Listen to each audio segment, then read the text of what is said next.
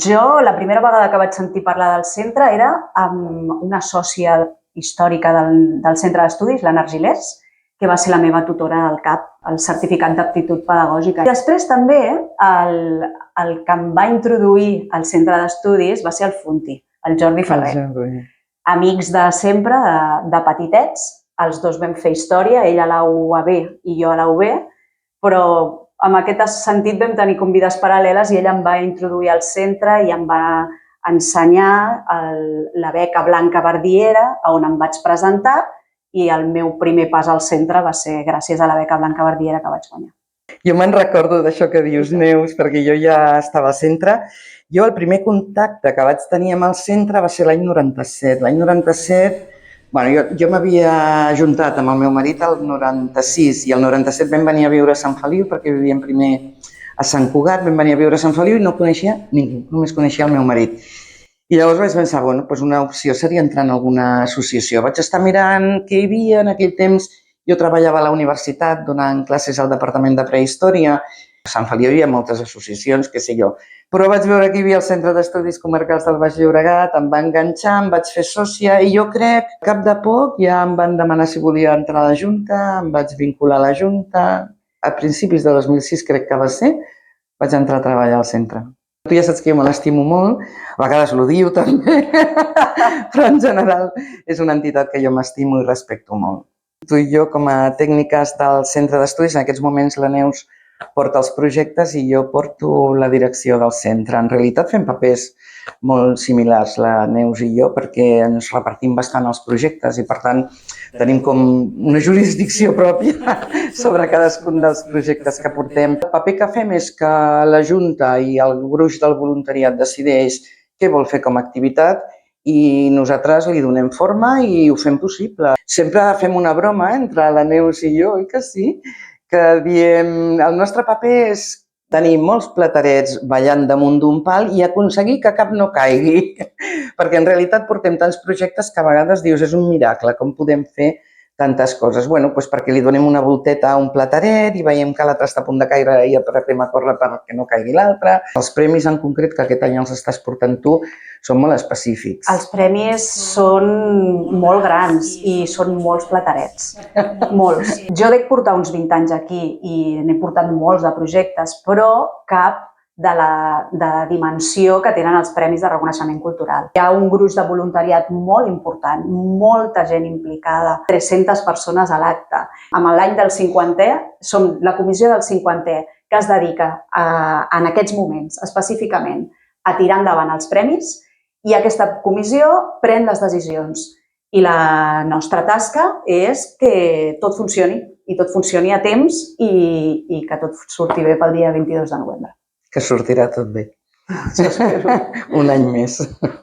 Quants premis has viscut? Tots.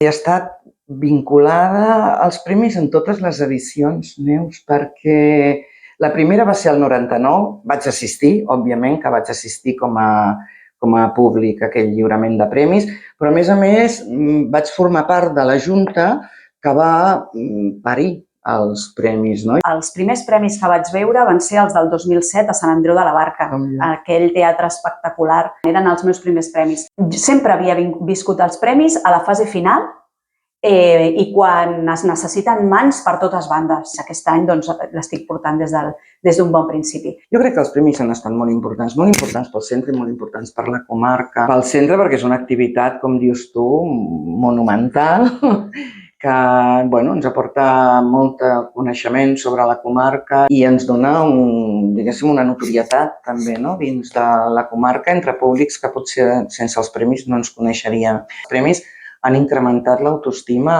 han donat cada 2 anys una radiografia, com deia l'Helena, de la comarca i dels projectes més destacats que es fan a la comarca brutals. Penso que els premis tenen realment el valor que se'ls va voler donar l'any 99 per celebrar el 25è aniversari del centre. Aquest any celebrem el 50è. Per mi, una de les coses més importants que han significat els premis és la creació d'identitat comarcal. Quasi tots els projectes que hem fet al centre d'estudis han tingut aquesta virtut de crear identitat comarcal, però els premis són els més grans. els premis són els que porten més gent i el que vinculen a més gent, més entitats, més administracions. Com a gran canvi n'hi ha hagut canvis, petits canvis al llarg, no només en la forma d'organitzar-los, sinó en l'entorn, com s'assumeixen aquests premis.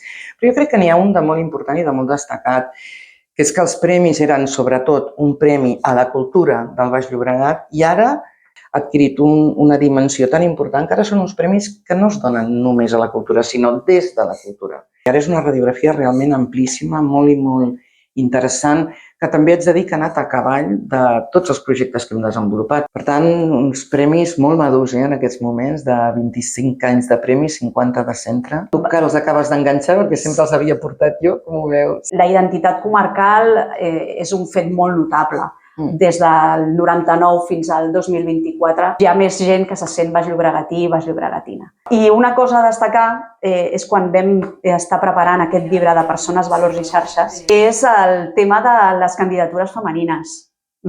Si vols en parlem una mica, però no ha canviat.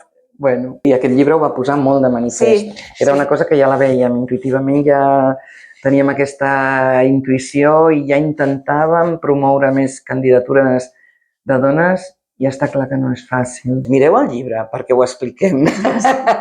Jo he viscut els premis com a membre de Junta i he viscut els premis com a voluntària col·laboradora fora de la Junta i he viscut els premis com a tècnica i la veritat és que el que m'agrada més és que em queda una tranquil·litat absoluta de com els està portant la Neus, de com de bé ho està fent i per una persona de 65 anys que segurament acabarà jubilant-se al centre d'aquí a no gaire, doncs és una tranquil·litat. La veritat és que jo li agraeixo moltíssim a la Neus el paper que està fent. Vols dir que això ha de sortir? Sí, jo sabia què havia de dir.